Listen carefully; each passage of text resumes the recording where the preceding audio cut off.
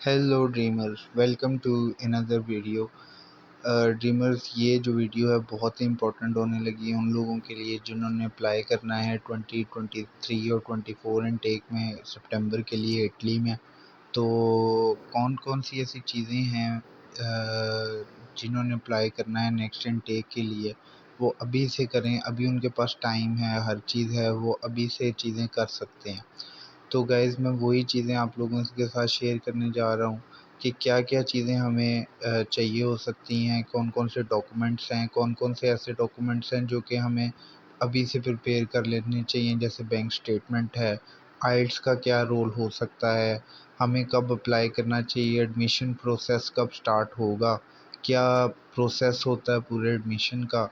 तो ये चीज़ें अगर हम अभी से जान लें, अभी आपको पता है कि जैसे नवंबर में स्टार्ट हो जानी, हमारे पास 1 मंथ है। आप अपने डॉक्यूमेंट्स वगैरह हर चीज़ इनलाइन करके रख सकते हैं ताकि आपको एडमिशन के वक़्त या किसी भी इम्पोर्टेंट वक़्त में आपको कोई भी मुश्किलात ना हो।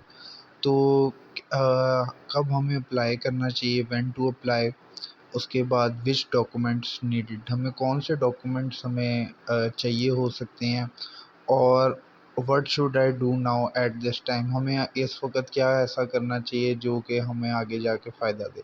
तो गाइज़, हम इन्हीं चीज़ों पे देखेंगे कि क्या-क्या ऐसी चीज़ें हैं। तो फ़र्स्ट ऑफ़ ऑल गाइज़, जो एडमिशन ओपन होंगे वो नवंबर में होंगे। कुछ यूनिवर्सिटीज़ के नवंबर में स्टार्ट हो जाते हैं, नवंबर के एंड मिड से, और कुछ के दिसंबर से। तो ऑलमोस्ट हर यूनिवर्सिटी के स्टार्ट हो ही जाते हैं। तो इनके होते हैं एक्चुअली 3 राउंड्स होते हैं, ठीक है। हर राउंड जो है वो 1 डेढ़ महीने के लिए चलता है, फिर 15 दिन के लिए एडमिशन्स बंद हो जाते हैं, और उसके बाद फिर वो 1 डेढ़ महीने के लिए खोलते हैं, फिर बंद कर देते हैं, और उसके बाद फिर 1 डेढ़ महीने के लिए खोलते हैं, फिर बंद कर देते हैं। तो ये इनका प्रोसेस है एडमिशन का, ठीक है। इसके थ्रू ये एडमिशन मतलब करते हैं। तो हम ये देखेंगे कि हमें कौन से राउंड में अप्लाई करना चाहिए, और मेरी आपको एडवाइस यही है कि आपको फर्स्ट राउंड में अप्लाई कर देना चाहिए, क्योंकि जो फर्स्ट राउंड की जो वो क्योंकि उन्होंने बच्चे करने होते हैं, तो फर्स्ट राउंड में जो आते हैं वो ज़्यादा जल्दी उनको एडमिशन मिलता है। तो जैसे ही फर्स्ट है, सेकंड है, थर्ड है, तो ये प्रायोरिटी है। इसी प्रायोरिटी के लिहाज से आपको करना चाहिए कि फर्स्ट में करना चाहिए। अगर फर्स्ट में नहीं हुआ तो दूसरे राउंड में, दूसरे में नहीं तो तीसरे में, तो लाज़मी करना ही है। तो गाइज़, अब राउंड स्टार्ट कब होते हैं? कुछ यूनिवर्सिटी के नवंबर दिसंबर में स्टार्ट होते हैं, और वो जैन और फ़ेब में जाके ख़त्म हो जाते हैं। फिर उनके स्टार्ट होते हैं फ़ेब और मार्च में, और अप्रैल और जून में ख़त्म हो जाते हैं।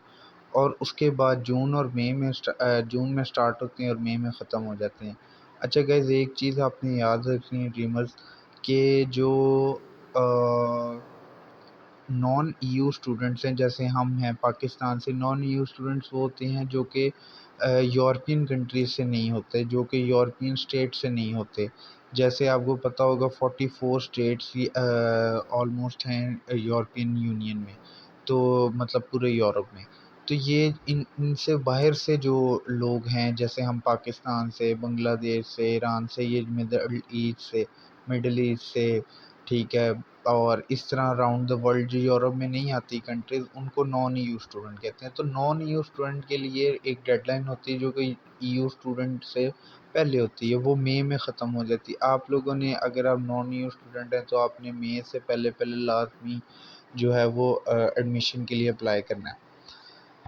उसके बाद सेकेंडली मैं आपको ये बताना चाहूँगा कि आपको जल्द से जल्द अप्लाई करना चाहिए। मीन्स जैसे ही आपको सबसे पहले यूनिवर्सिटी शॉर्टलिस्ट कर लेनी चाहिए, अभी-अभी अपने रिलेटेड जो है वो कोर्स के मुताबिक आपको यूनिवर्सिटीज़ देख लेनी चाहिए, कौन-सी अच्छी यूनिवर्सिटीज़ हैं।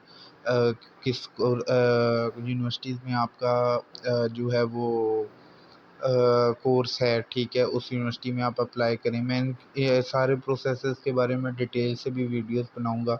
ये इस वक़्त नीड ऑफ़ द आवर थी, इसलिए मैं बना रहा हूँ, क्योंकि बहुत सारे ऐसे स्टूडेंट्स हैं जिन्होंने अभी अप्लाई करना है नेक्स्ट इनटेक में। तो उनके लिए इन्फॉर्मेशन ये बहुत इम्पोर्टेंट है, क्योंकि ये इन्फॉर्मेशन अगर मुझे पता होती मेरे प्रोसेस में, पहले तो काफ़ी ज़्यादा फ़ायदा हो जाता। और भी अगर बच्चों को ये इन्फॉर्मेशन पहले पता हो तो बहुत ज़्यादा फ़ायदा हो जाता है। तो इसीलिए मैं ये वीडियो बना रहा हूँ, ताकि उन बच्चों को लिए जिन्होंने नेक्स्ट इनटेक में अप्लाई करना है उनकी काफ़ी ज़्यादा मदद हो जाए।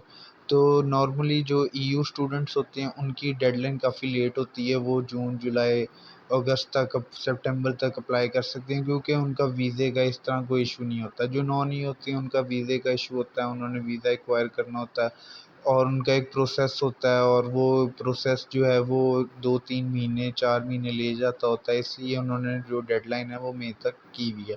कुछ यूनिवर्सिटीज़ की जून तक भी हो सकती है, तो ये डिफ़र करता है university to university, programme to programme, ठीक है, इस तरह।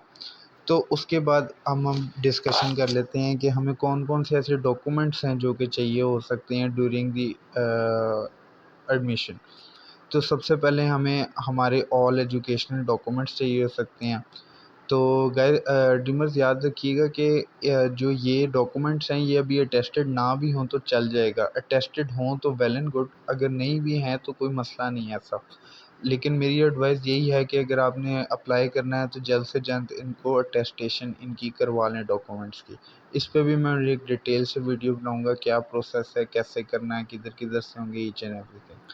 उसके बाद आपने 2 रेफ़रेंस लेटर, रिकमेंडेशन लेटर बनवाने हैं अपनी यूनिवर्सिटीज़ के टीचर से। आपने उनके पास जाना है, आपने उनको कहना है कि मैंने बाहर अप्लाई करना है, तो आप मुझे रिकमेंडेशन लेटर लिख दें, या उनके पास एक टेम्पलेट पड़ा होगा, वो आप प्रिंट करवा लें एडिट करके अपनी, या फिर एक खुद लिख के सर को प्रेज़ेंट करके, सर से डिस्कस करके, तो फिर वो आप बनवा सकते हैं। 2 सरों से आपने बनवाना है, डिफरेंट टीचर से, 2 डिफरेंट आपके रेफरेंस लेटर होने चाहिए। उसके बाद आपके पास सीएनआईसी होपफुली हर बच्चे के पास होता है, हर बंदे के पास होता है। पासपोर्ट जिनके पास नहीं है वो बनवा सकते हैं, यूट्यूब पे इसकी काफ़ी ज़्यादा वीडियोज़ है, वो देख सकते हैं।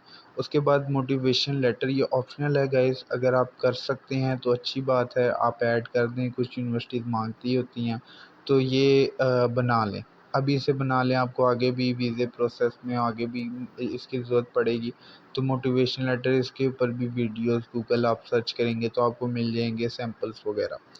सेकेंडली आपको आइल्स गाइड्स चाहिए। अगर मेरी आपको रिकमेंडेशन यही है, चलें ये नीचे आइल्स वाला पॉइंट आ रहा है तो मैं उसमें डिस्कस करता हूँ।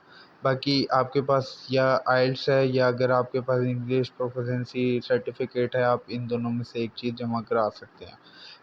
एडमिशन के लिए आपकी जो इंग्लिश प्रोफिशिएंसी लेटर है वो भी चल जाएगा, लेकिन वीज़े के लिए आई वुड रिकमेंड कि आप आइल्स कर लें, क्योंकि इम्पोर्टेंट है। उसके बाद आपने सीवी बनानी है यूरो फॉर्मेट में। ये यूरो फॉर्मेट एक ख़ास यूरोपियन फॉर्मेट है, जिसकी जिसकी वीडियोज़ आपको काफ़ी यूट्यूब पे मिल जाएँगी, काफ़ी यूट्यूबर्स ने बनाई हुई हैं।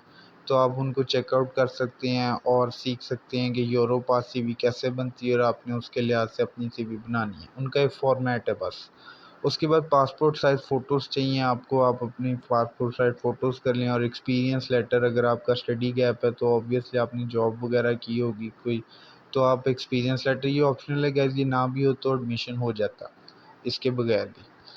हो तो प्लस पॉइंट है ऑब्वियसली। फिर गाइस, अच्छा, आइल्स आइल्स मैं आपको रिकमेंड करूँगा कि आप अभी कर लें, क्योंकि आपके पास टाइम है अभी, ठीक है। आप 1 डेढ़ महीना इसकी प्रैक्टिस करें, कोई इंस्टीट्यूट जॉइन करें, उसको क्या कहते हैं, अच्छी तरह जब भी आपको लगे कि हाँ मैं अब टेस्ट दे सकता हूँ।